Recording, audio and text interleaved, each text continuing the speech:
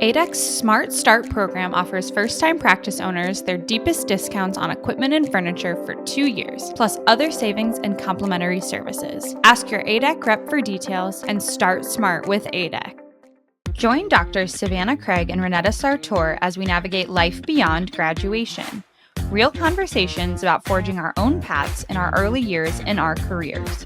There's a reason it's called practicing dentistry. Hello, friends. Welcome back to part 2 of our episode with Dr. Jackie Hassenplug. All right. So, Jackie, tell us a little bit about, the reason you're here hanging out with us is our friends at A-dec connected us. So tell us what your experience has been like with them and being a key opinion leader and all of that good stuff. Yeah, it has been fun. I worked in an A-dec practice, actually all of the practices I've ever worked in, because I've worked as an associate, multiple practices, have had A-dec equipment.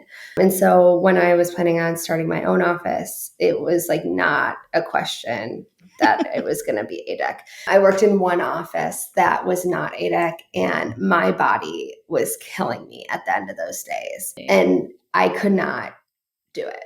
I'm left-handed. So for me, the operatory setup is a huge role, right? Like everyone sets up their operatories for a right-handed provider. It's just how it is, right? Standard. And so it's standard. And so really having things needing to be moved easily and your posture and ergonomics and all of that plays a role that you don't even notice if you're crammed in on the left side of the room, because the assistants don't need as much space, right? They need to have things a little bit closer to them to reach everything. But as a provider, you don't realize how much room you do need. And so it was not a question of doing A-dec. I was like, I'm doing it. I'm investing in it.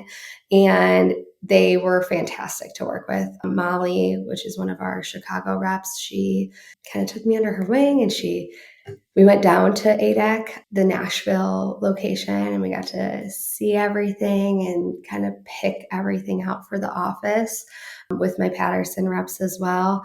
And it was a fun trip. We got to go down. They take you through a whole tour. It's like going to Disney World. It's the best thing ever. They bring you in this room and they show you this video and there's the smells of making the leather. It's really cool. It's neat. And so I'm I feel like I'm in Disney right now, going through Soarin', And so we did that, and then we got to pick everything out there. And I brought my dad with, and he's my accountant too. And so he's like, "How much is this all going to cost?" I'm like, "Don't worry, Dad. Don't worry about that. Don't ask any questions. It's an investment. There's some write-offs to it. It will all be fine." But once we kind of picked everything out, then it was okay, now we get to pick the colors and all that kind of stuff. And so that's where Molly really came into play, because my Patterson reps, I love them dearly, but they're both men. My dad's a man, right? And they're like, "I don't know, pick whatever color you want." I know, how about this? How about that? And so Molly was key in helping pick out everything with me. So we had fun with it. And so ever since then, I did do the Smart Start program with them. So basically what it is, they can get you all of the details. Don't ask me every question, but call your A-dec rep. Yes, correct.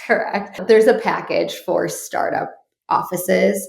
So if you buy this and buy that and the chair and all that good stuff, it kind of locks in your pricing for 2 years. So that way, as you grow, you're not struggling financially to keep growing in your practice. And so I'm in the process already of building out my third op, and that was super helpful, was being able to have that locked in and know, okay, this is what my pricing is for the next one, so I can prepare to grow. That's really cool. So That's yeah, awesome. Yeah, it's been fun. My whole office, I didn't do any cabinet. I did all of their cabinetry. I didn't do any custom cabinetry in the operatories. I just did everything A-dec, because I knew the functionality of it was meant for us practicing as doctors, right? And it's all about the flow, going back to my systems, everything has a bin and everything has a place, and it's the same in every room. So that way, everybody knows. So they help you do that, and they help you with the ergonomics and infection control process. my side cabinets, which I know a lot of people don't do side cabinets anymore, but I like to practice with side cabinets. My side cabinets have like the quick connect to clean my lines and chalk my lines. So it's like all right there. So it's easy for my assistants to just be like, okay, let's attach this while I'm cleaning the rest of the room. That's running. I don't have to sit here and like hold it in a bucket and clean everything that way. Cause that's when people start skipping steps. And I was like, I don't want anybody skipping any steps to anything. So if it flows easily, they're more likely to do it. Yeah, less barriers to any of it is good. Exactly. Are all of your ops, well, like obviously your hygiene, but are all of your ops set up left-handed then? So Or my can they rooms swing? are actually, they swing. Okay. All of the rooms are able to move. I have the continental delivery above the patient, or like in front of the patient, I guess I should say, for that ease of movement and just swinging it on the other side. I was actually telling my assistant the other day, I'm like, why are you on the left side of the room? You are right-handed. Like she was doing whitening. She's like, but it's over here. I go, I have these rooms specifically for this purpose of moving it to the other side. If you're doing a procedure, do not put yourself in that situation. She's like, okay. I'm like, that's the whole reason my rooms are big, because I don't want anyone to feel constricted. And I know down the road when I have a hygienist, when I have an associate, more than likely they're going to be right-handed. So I want everybody to feel comfortable in our operatories. So that was a big thing, was I was like, I wanted extra space. And that was the cool part of going down to A-dec. They have these like movable walls. So you could see exactly like how big you want your operatories to be, the feel. So like it really changes, like even just a foot makes such a difference, right? Or like even where your rear cabinet goes, like, can I work at the 12 o'clock position or can I not? And when you're building out and everything, there's no walls up and they're asking you how your floor plan is. And you're like, I think that looks good. And it's all drawn on the floor. You're like, I don't know, this whole place feels massive right now. I don't know what it feels like. So that gave me like that feel and be like, okay, I'm confident this is where I want the walls to be.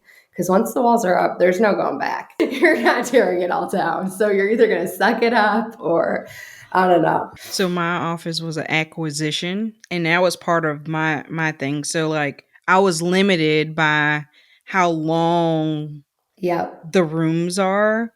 And you're right, all of that stuff makes sense. Like being able to get at 12 o'clock if you got rear delivery and being able to get all of the places, you'd be surprised long term what that does for ergonomics. So, oh my gosh, I can only imagine with the walls being up. I think it would be just as difficult with it not being any walls.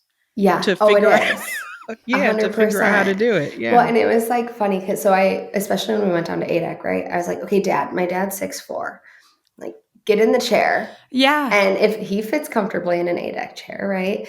And I was like, okay, your feet are hanging over the edge, right? Every 6'4" person's feet are going to hang over any chair you have. So I'm like, let's make sure there's enough room at the toe of the chair so they're not kicking my walls and have all these scuff marks. And so I was like, okay, that needs to have this amount of extra space and this. So yes, could I have fit more operatories in my space? 100%. But I wanted to be comfortable while working, and I wanted to make sure my other people were also comfortable while working. So I was like, you know what? It's worth the sacrifice of like, what can I fit? Maybe one extra op from that extra space I have. So yeah. That's huge. And just things you don't think about at all. Yeah, it's for sure. Like there's a lot of things. Like I think that's why like having a good team around you is super important, because having like these people, like, so my Patterson reps, my equipment specialist, my like Molly, who's like our A-dec specialist, like all these different people play a significant role because they've done this, right? They've done it hundreds of times, and they're the ones who really kind of are like, hey, I know you want it this way, but let me tell you, I've seen other doctors do it and it doesn't work out, right? Yeah. Or you want it this way? Fantastic. Let's adjust things so that way it all makes sense, right? Like even just like, where's the bathroom? Drawing out your floor plan.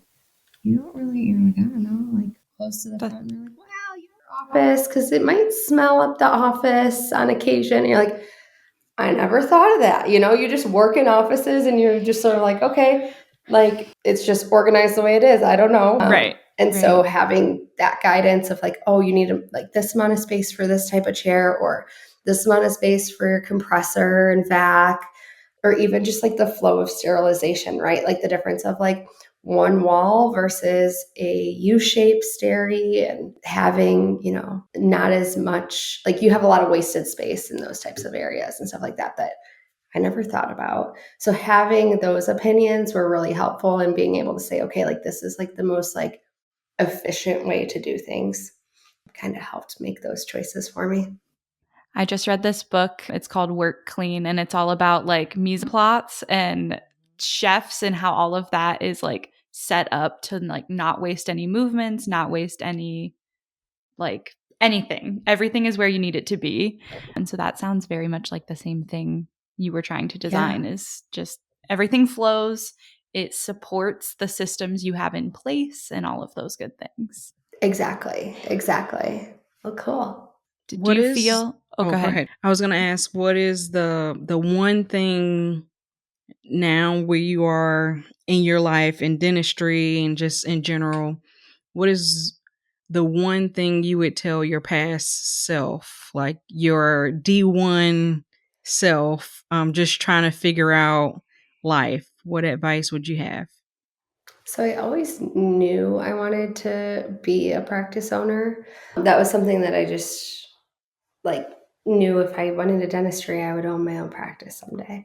Now, I don't know if I thought as a D1 I would own this soon, but I guess I would kind of tell myself like, you can do it, and like, don't be fearful of doing it, because it's going to just be so rewarding in the end. Like, yes, there's stressful days, and there's like, how am I making rent my first month, and like all these different things, right, that play a role.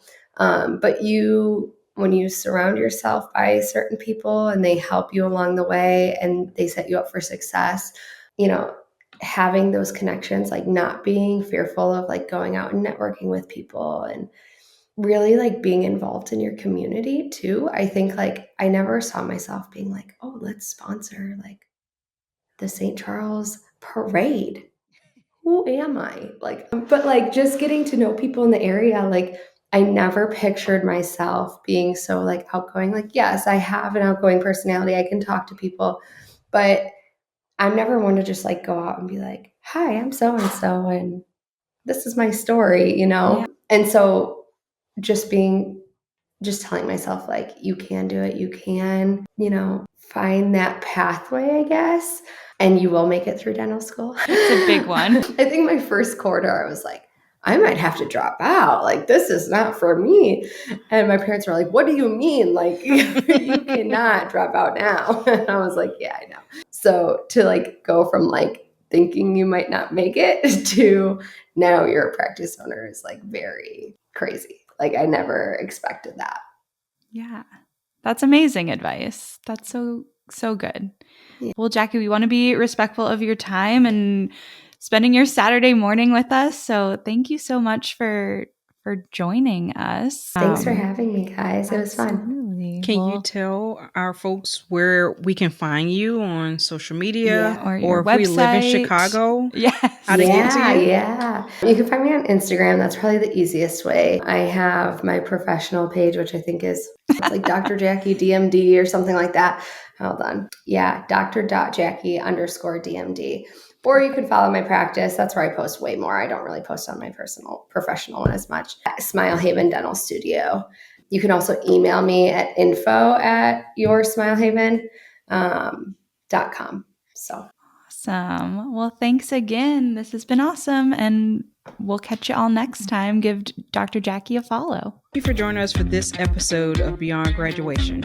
If you enjoyed this week's episode, be sure to share it with a friend. Connect with us on social media at Savannah Craig DDS and at Dr._Sartor. And remember, you are not alone on this journey. A-dec certified pre-owned equipment is a sustainable, affordable choice that makes genuine A-dec equipment available to every doctor. Each package is sold on a first-come, first-served basis. So, if you see one you like, contact your dealer. For more information, go to www.adec.com/ find a dealer. Thank you for listening to Beyond Graduation, brought to you by Ignite DDS and Future Dentists. This episode was sponsored by Ignite DDS Coaching.